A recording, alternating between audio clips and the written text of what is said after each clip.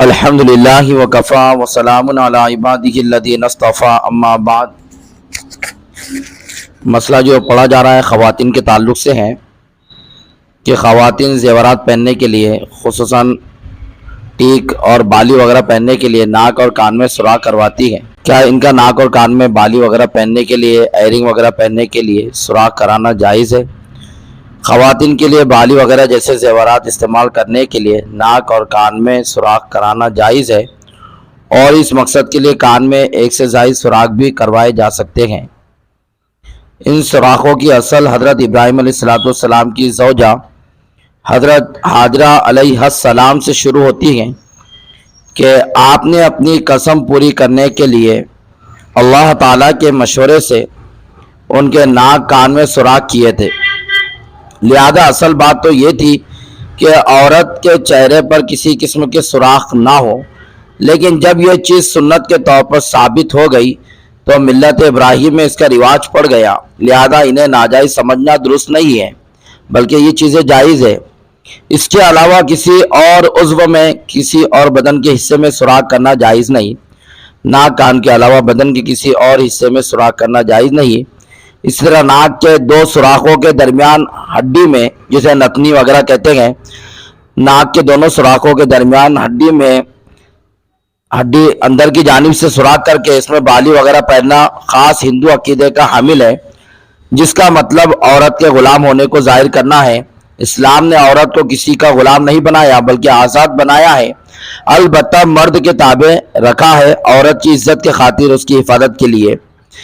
تو اس طرح ناک میں اس طرح سوراخ نہیں کریں گے کہ ناک کے دونوں سوراخوں کے بیچ میں جو ہڈی ہے جسے نتنی کہتے ہیں، اس میں سوراخ نہیں کیا جائے گا، بلکہ ٹیک وغیرہ پہننے کے لیے جو ناک کے اوپر کے حصے میں سوراخ کیا جاتا ہے وہ کرنا جائز ہے۔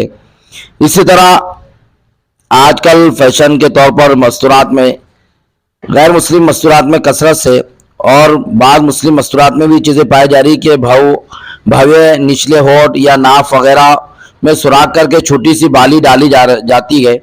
اس طرح کا سوراخ کرنا اور بالی اس طرح کی پہننا جس سے کوئی بد کردار عورت معلوم ہو، بالکل جائز نہیں ہے۔ ناک کان کے علاوہ کہیں بھی سوراخ کر بالی وغیرہ پہننا جائز نہیں ہے۔ اسی طرح مستورات میک اپ کے طور پر لپسٹک وغیرہ لگاتی ہیں، تو لپسٹک وغیرہ لگانا مستورات کے لیے خصوصاً اپنے شوہر کے سامنے جائز ہے، درست ہے۔ لیکن اگر لپسٹک ایسی ہو کہ وضو کے درمیان یا غسل وغیرہ کرتے وقت ہونٹوں کی جلد پر، ہونٹوں کی چمڑی پر پانی نہیں پہنچتا ہے، تو پھر ایسی لپسٹک وغیرہ غسل کے وقت، وضو کے وقت درست نہیں ہے۔ پہلے لپسٹک وغیرہ صاف کر لی جائے، اس کے بعد وضو اور غسل کیا جائے۔ اگر بغیر صاف کیے وضو اور غسل کریں گے اور پانی ہونٹوں کی جلد تک، ہونٹوں کی چمڑی تک نہ پہنچے اور غسل اور وضو نہ ہو، تو پھر درست نہیں ہے ایسی لپسٹک وغیرہ لگا کر وضو اور غسل کرنا۔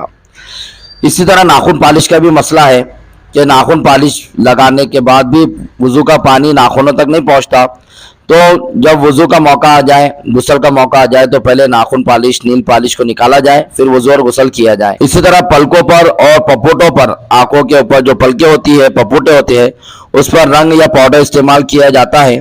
اگر وہ طے والے ہے تو نمازوں کے لیے ان کا دھونا اتارنا ضروری ہے۔ اور پھر خواتین کے لیے یہ بات بھی ضروری ہے کہ یہ شوہروں کے سامنے ہی مناسب چیزیں ہوتی ہیں۔ عام مستورات اور نیک متقی پرہیزگار مستورات ایسی چیزوں کو ناپسند سمجھتی ہیں، اس لیے مستورات احتیاط کریں۔ ہاں، شوہر کے سامنے مختصر اس طرح کا میک اپ وغیرہ کر کے آنا درست اور مستحب ہے، لیکن نمازوں کے اوقات میں، غسل وغیرہ وضو کے ٹائم میں ان چیزوں کو اتار لیا جائے تاکہ وضو اور غسل اچھی طرح ہو جائے۔ وآخر دعوانا الحمدللہ رب العالمین۔